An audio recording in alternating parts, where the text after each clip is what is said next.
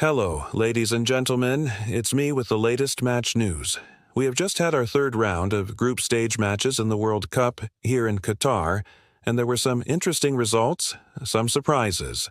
Argentina almost pulled off one of the biggest upsets ever. Saudi Arabia shocked everyone, and Mexico kept their hopes alive. All this plus lots more coming up right now. First up, we head over to Group A, where Senegal and Ecuador met in a very physical encounter that ended in a 1-1 draw. For the Lions of Teranga, they made one change from their opening match defeat to the Netherlands, with Bouna Sarr replacing the suspended Youssouf Sabaly at right back.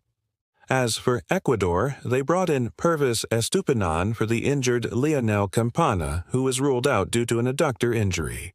In the first half, both teams cancelled each other out. But then, in the 44th minute, Senegal took the lead through a penalty by their talismanic forward Sadio Mané. The Bayern Munich forward sent the keeper the wrong way and sent the traveling Senegal fans into raptures. However, 3 minutes after half-time, Ecuador were level. Enner Valencia rose above the Senegalese defense to head home a cross from Angelo Preciado. This was Valencia's third goal of the tournament, and he is now the leading candidate for the Golden Boot. Both teams pushed for a winner, but neither could find one, and so it finished all square. Next up, we head over to Group B, where England met their old rivals Iran. Gareth Southgate made one change to the team that drew against the USA, with Jude Bellingham coming in for the suspended Jordan Henderson. Iran made two changes, with Sardar Azmoun and Mehdi Torabi coming in for Ali Golizadeh and Ehsan Haj Safi. In the first half, Iran started brightly and came close to opening the scoring in the 8th minute when a cross from the right found the head of Morteza Punirzadeh, but his effort went just over the bar. Shortly afterwards, England took control of the game, and in the 35th minute, they broke the deadlock. A cross from Bukayo Saka found the head of Harry Kane, but he was denied by an excellent save from the Iranian goalkeeper. But, from the resulting corner, John Stones headed home to send the English fans into raptures. 4 minutes later, England doubled their lead. Raheem Sterling played a neat 1-2 with Kane and slotted home from close range. Just before half-time, Iran pulled one back when a cross from the left found the head of Ruzbahal Shariatzadeh, and he powered home despite appeals for offside. In the second half, England continued to dominate, and in the 63rd minute, they got their third goal. A long ball forward by Harry Maguire found Sterling, and he raced clear of the Iranian defense and slotted home for his second of the game. 3 minutes later, England got their fourth goal, this time through a penalty by captain Harry Kane. In the 72nd minute, another long ball forward by Maguire found Kane, who was brought down in the box by Iranian defender Majid Hosseini. Kane stepped up to take the spot kick himself and sent the keeper the wrong way. The fifth and final goal came in the 90th minute, and it was another penalty by Harry Kane. After a VAR check, Hosseini was shown a second yellow card for bringing down Sterling and Kane again, converted from the spot.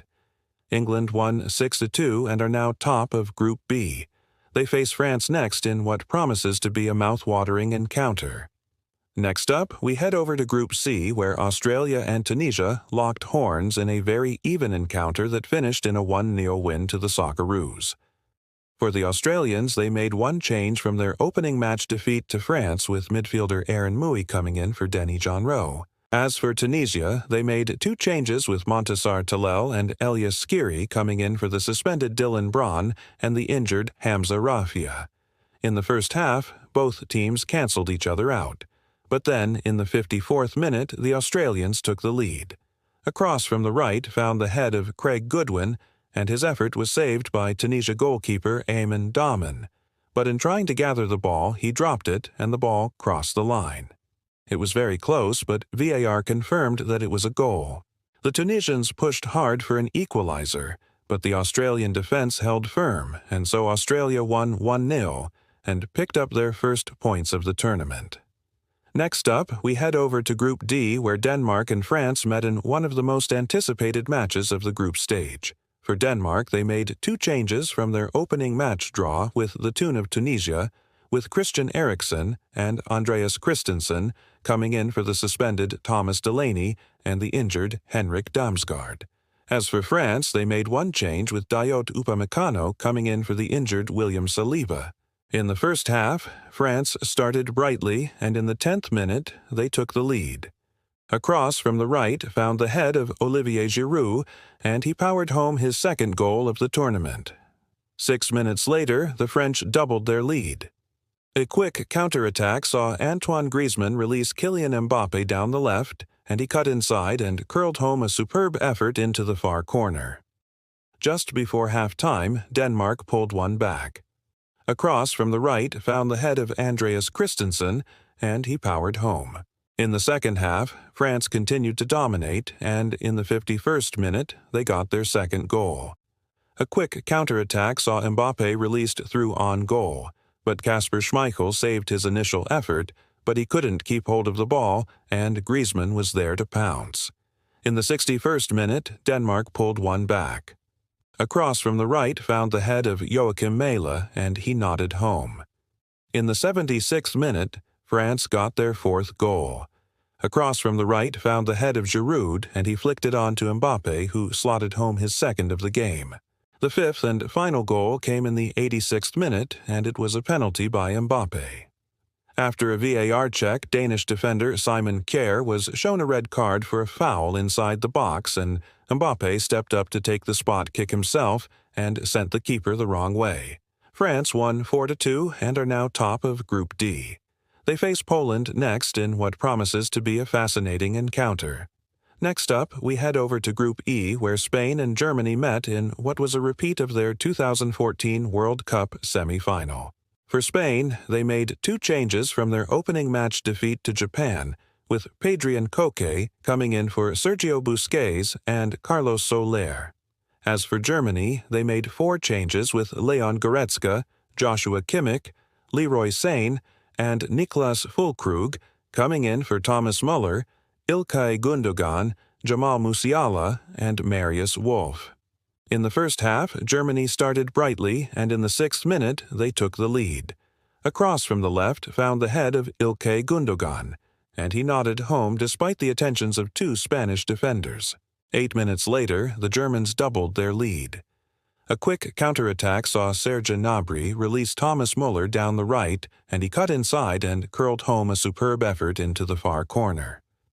In the 32nd minute, Spain pulled one back. A cross from the right found the head of Alvaro Morata, and he nodded home. In the second half, Spain pushed for an equalizer, but the German defense held firm, and so Spain won 1-1 and are now top of Group E. They face Japan next in what promises to be a fascinating encounter. Now, ladies and gentlemen, this is where I bring you the latest breaking news. And there's been a massive shock here in Qatar as Saudi Arabia have beaten Argentina 2-1 in a truly stunning encounter. The Green Falcons came into this match as massive underdogs, but they played some beautiful football and fully deserved their victory. Argentina, on the other hand, played poorly and were undone by two clinical finishes from their opponents. For the Saudis, they made one change from their opening match defeat to Russia, with Salem Al-Dawsari replacing Firas Al-Brikan. As for Argentina, they made two changes with Angel Di Maria and Alexis McAllister coming in for Leandro Paredes and Guido Rodriguez. In the first half, Argentina started brightly, and in the 10th minute, they took the lead. Lionel Messi sent a cross towards the far post, and it was met by the head of McAllister, who nodded home. 5 minutes later, the Argentines almost doubled their lead. A cross from the left found Messi, and he flicked it on to Julian Alvarez, but he couldn't keep his effort down. In the 36th minute, the Saudis had a chance to equalize, but Salem Al-Dawsari's curling effort went just wide of the post. In the second half, Argentina started brightly, and in the 53rd minute, Messi almost scored a spectacular goal, but his long-range free kick went just over the bar. However, in the 67th minute, the Saudis equalized. A cross from the right found Mohamed Kano, and he poked home from close range. 9 minutes later, the Green Falcons took the lead. A surging run by Al-Dawsari saw him get to the byline and he cut back for Abdulrahman Al-Owais, who slotted home. In the 87th minute, Argentina almost equalized, but substitute Paulo Dybala's effort was saved by the Saudi goalkeeper. In stoppage time, the Saudis almost got a fourth goal, but substitute Firas Albricken's effort went just wide of the post. Saudi Arabia won 2-1 and are now level on points with Argentina at the top of Group C. Ladies and gentlemen, there are still plenty of twists and turns left in this tournament, and I will be here every step of the way to bring you all the latest match news. Thank you for watching, and please continue to follow for all the latest updates. A big match day for me is when I get to see one of my favorite players live, and if I'm able to meet them after the game and present them with their Man of the Match award, then it makes it extra special. Hi guys, welcome back to another video. So, I had an amazing night last Saturday. Man City came to town and we played out a 1-1 draw in what was an entertaining match. I got to present Kevin De Bruyne with his Man of the Match award at the end. But let me tell you a bit more about that, and also we'll have some other match news coming up as well. So as I mentioned, we played out a 1-1 draw against Man City. We started off really brightly and created a couple of chances early on. And although City are obviously a top-quality side and they were coming here to try and win the league title, which they did in the end, we matched them for the majority of the game. I thought we played really well and were unlucky not to come away with all 3 points, especially as we dominated the second half. The longer the game went on, the more chances we created, but we didn't take them. And that's always frustrating. However, we did get the draw, which took us 5 points clear of third place and secured our highest ever Premier League finish in second. We've got 2 games left now. We're away at Aston Villa next, and then we finish the season at home to West Ham. It's going to be a great end to the season. Now, obviously, our fate is not in our own hands regarding winning the league.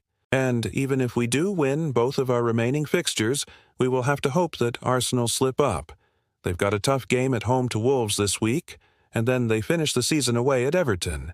But we're not relying on that. We're just taking it game by game, and our focus now is on Aston Villa. It's always difficult to go to Villa Park. They had a fantastic season themselves and finished in 7th place, which means they'll be playing in Europe next year, so they've had a good few European nights under their belt recently, but we'll be ready for that. We've had a couple of days to recover since the Man City game, and we've trained well this week.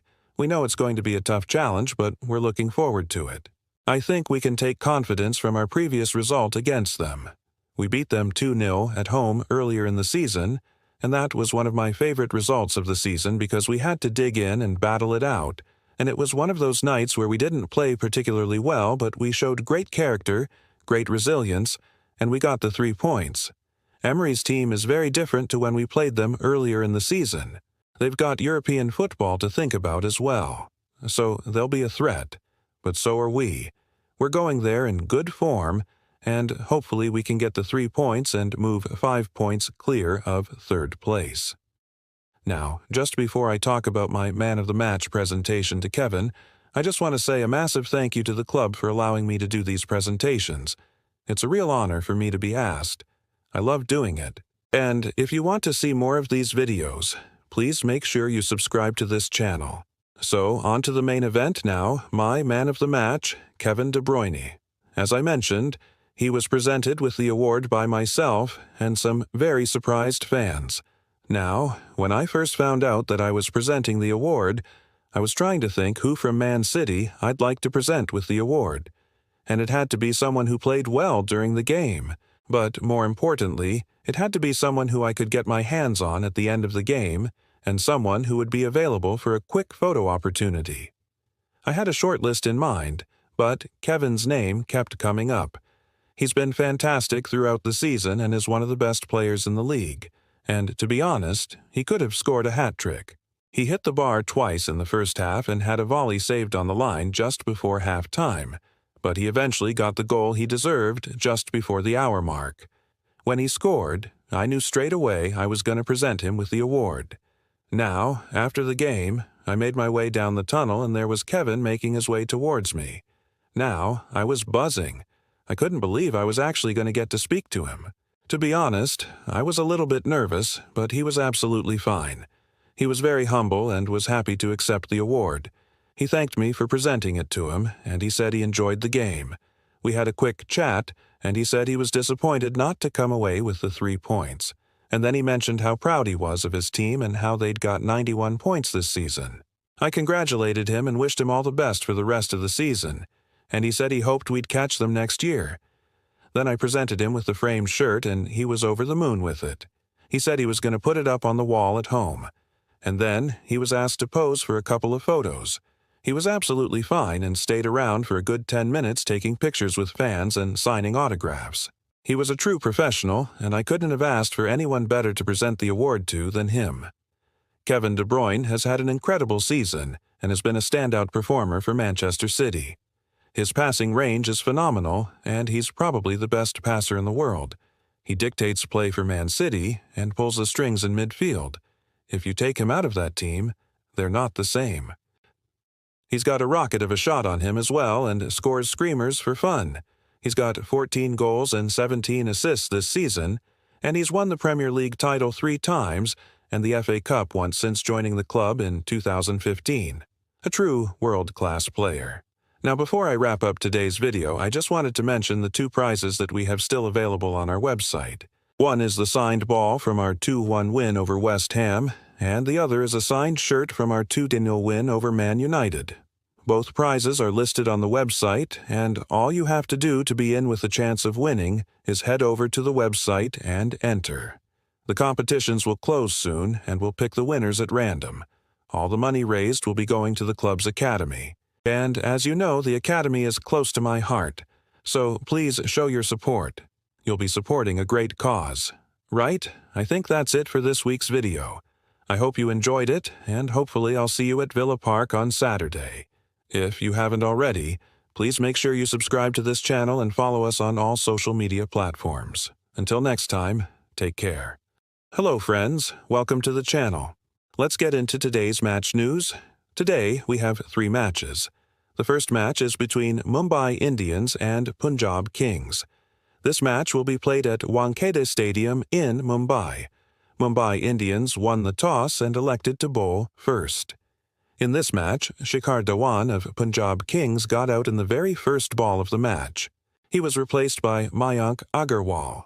Mayank Agarwal became the captain after Shikhar Dhawan got out. In the very next ball, Mayank Agarwal also got out.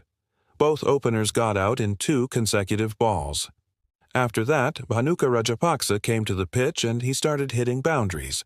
He hit 4 boundaries in the 6th over. But in the 7th over, he got out after scoring 27 runs. After that, Liam Livingstone came to the pitch and started hitting big shots. He hit 3 sixes in 1 over. Because of his quick innings, Punjab Kings scored 137 runs in 18 overs when he got out. After that, O'Brien came to the pitch and he hit 2 boundaries. In the last 2 overs, Punjab Kings scored 29 runs, and they were all out for 169 runs in 20 overs. For Mumbai Indians, Jasprit Bumrah took 3 wickets, Riley Meredith took 2 wickets, and Daniel Sams and Murugan Ashwin took 1 wicket each.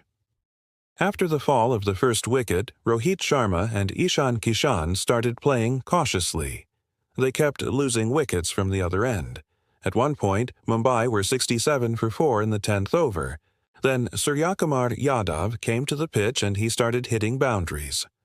With the help of his quick innings, Mumbai reached 115 in 15 overs.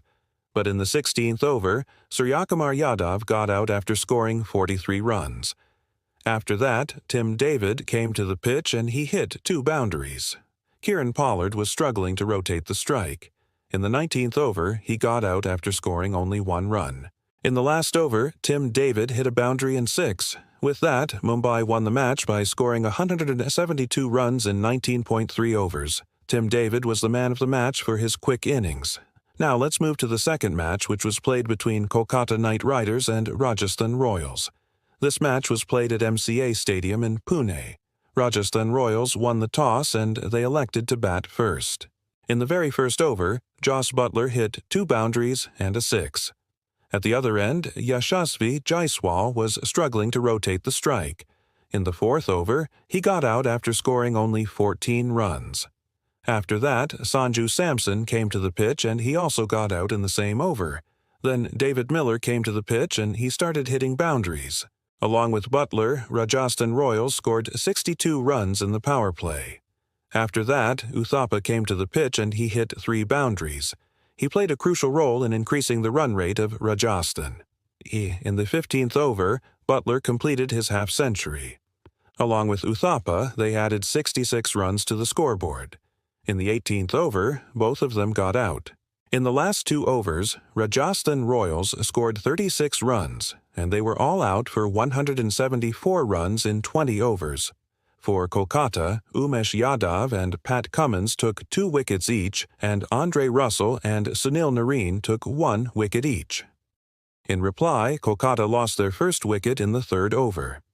Then Shubham Gill and Rahane started rebuilding the innings. They added 49 runs for the 2nd wicket. In the 10th over, Rahane completed his half-century. But in the next over, he got out. Then Nitish Rana came to the pitch and he hit 2 boundaries. Along with Gill, they added 41 runs for the 3rd wicket. In the 15th over, Gill completed his half-century. In the 18th over, Gill got out. After that, Rana started hitting big shots. He hit 3 sixes and a boundary in the last 2 overs.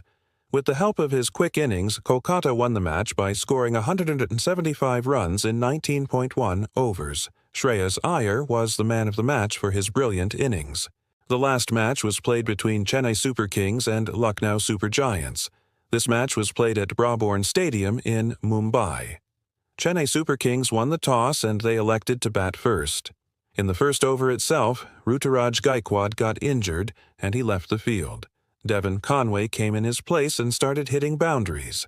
With the help of his quick innings, CSK reached 61 runs in the power play. In the 9th over, Moeen Ali hit a 6 and a boundary.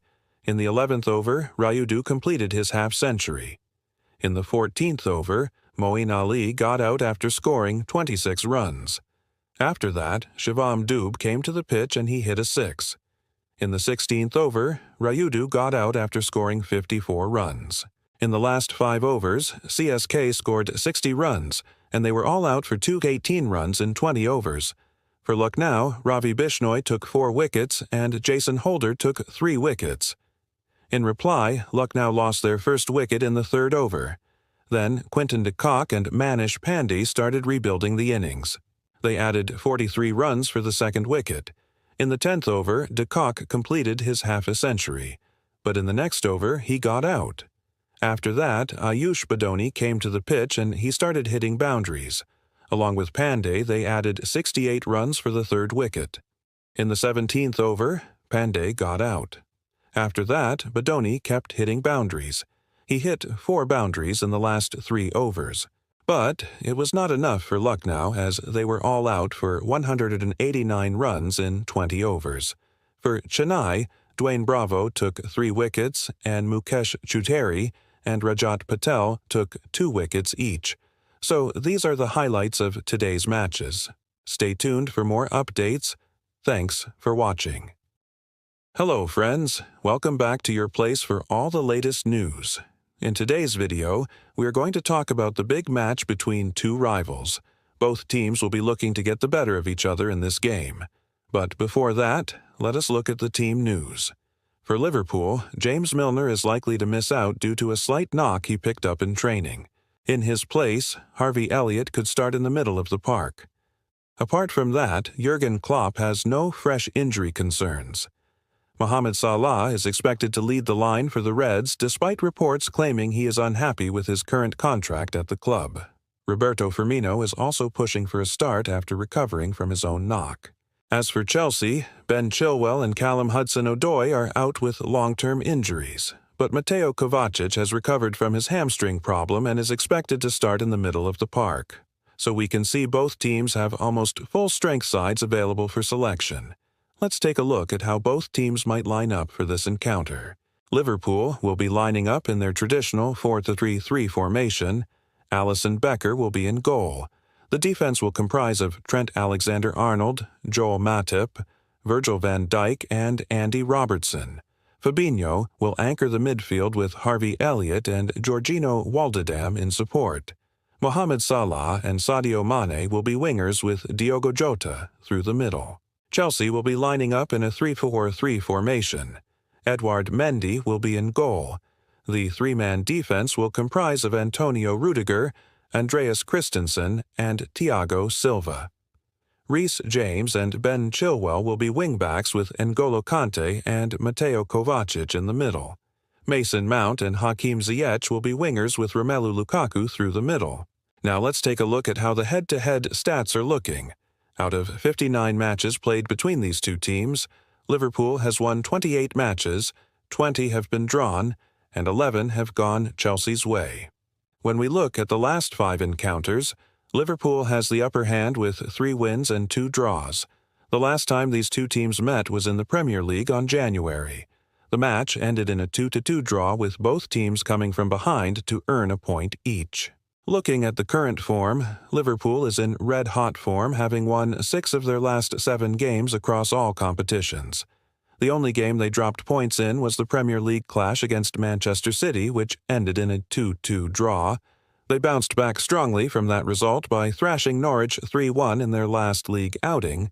They are currently placed second in the Premier League table with 63 points from 31 games, just a point behind leaders Manchester City. On the other hand, Chelsea is inconsistent and has failed to put together a proper title challenge this season. They were knocked out of the Champions League by Real Madrid in the quarterfinals. They also lost the FA Cup final to Leicester City. Their only chance of qualifying for the Champions League next season is by finishing in the top 4. Thomas Tuchel has men are currently placed third in the Premier League table with 64 points from 31 games. Now, let's analyze both teams' strengths and weaknesses. Liverpool has one of the best attacks in the league with the trio of Salah, Mane, and Jota leading the line. If they can find their rhythm, then the Chelsea defense will have a tough job on their hands. The Reds are also solid at the back with Van Dijk and Matip forming a formidable partnership. As for Chelsea, their strength is their midfield where they have the likes of Kante and Kovacic who can control the tempo of the game. But their biggest weakness is their attack. Despite spending big money on Romelu Lukaku, they have struggled to score goals consistently. Considering both teams' current form and the head-to-head stats, it promises to be an exciting encounter. Now let's look at the possible outcome of this match. In my opinion, Liverpool has the edge over Chelsea in this game. The Reds are in great form, and they also have the backing of their home crowd. On the other hand, Chelsea is inconsistent, and their attack is not firing. So I feel Liverpool will be able to get the better of Chelsea and win this encounter. If you ask me for a prediction, I will go with a 2-1 win for Liverpool. The first goal will be scored by Sadio Mane. The second goal will be scored by Mohamed Salah, and one of the Chelsea players will score an own goal. Friends, what is your prediction for this match? Do let me know in the comments below. I am Sarge from SportsBite. Thanks for watching this video till the end, and please do not forget to subscribe. Stay safe. Hello, and welcome to our Match Day live coverage. I'm here at the Etihad Stadium where Manchester City are taking on Chelsea. We'll get underway shortly, and we've got all the build-up and team news for you right here. So, in terms of team news, Manchester City make 4 changes from the side that beat Arsenal last weekend.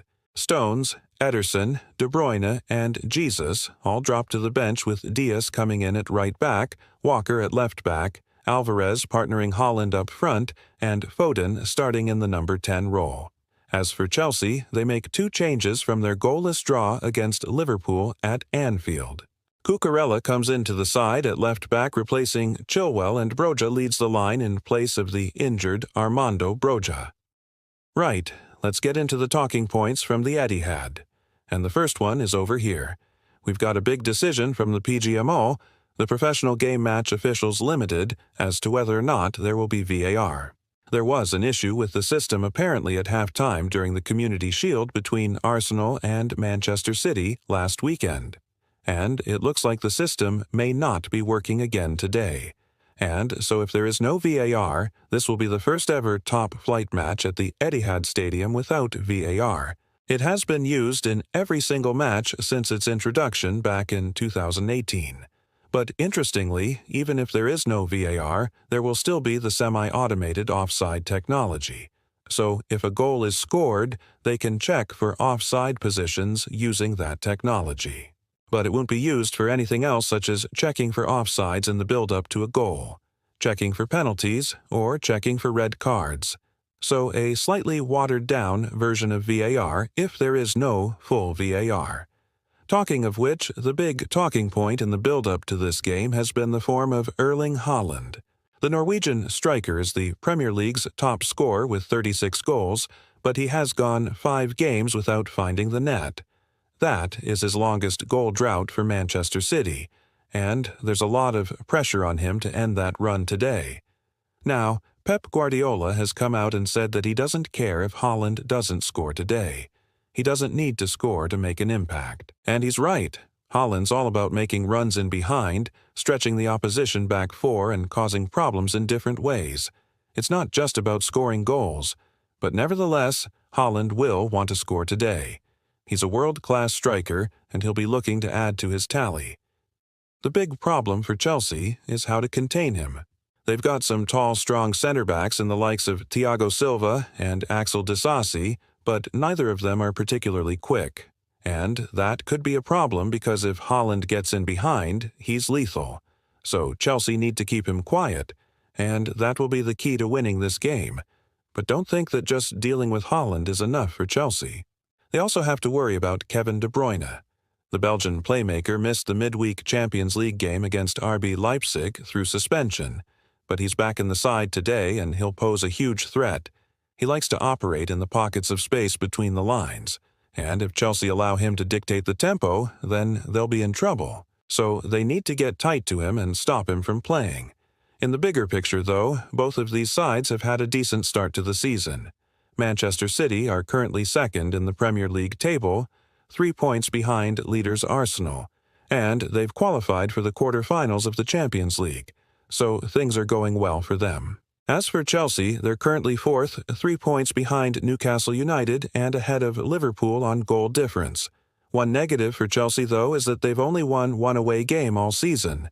That came against newly promoted Burnley, and they've lost their last 2 away games against Aston Villa and Liverpool. So they don't have much of a record to speak of when it comes to winning at the Etihad Stadium.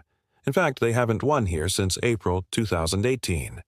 What's interesting, though, is that both teams have kept just 1 clean sheet in their last 6 matches in all competitions. So there's a lack of solidity at the back, and that could be key in this match.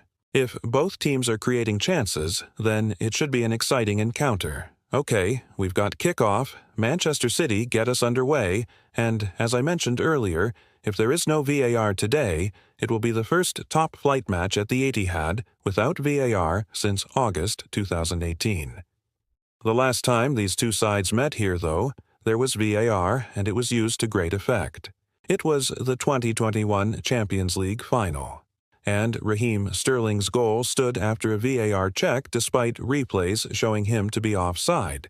We'll keep bringing you all the action as it unfolds.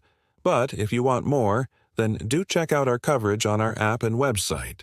You'll get all the latest news, features, and updates throughout the day. And we've also got live score updates for thousands of sports events around the world. Download the app now and get 10% off the monthly subscription when you use the code LOVESPORT. Or head over to our website and sign up to our newsletter. You'll get all the latest news and views directly to your inbox every day. Absolutely free. Anyway, back to the football, and we're underway here. It's a bright sunny day here at the Etihad Stadium, a bit breezy as well, and the two teams are lining up either side of me here in the tunnel. Big atmosphere building. We're going to get underway shortly. I can feel the tension. Both sets of supporters making plenty of noise. Which team will come out on top today? Well, we're about to find out. Let's get the game started.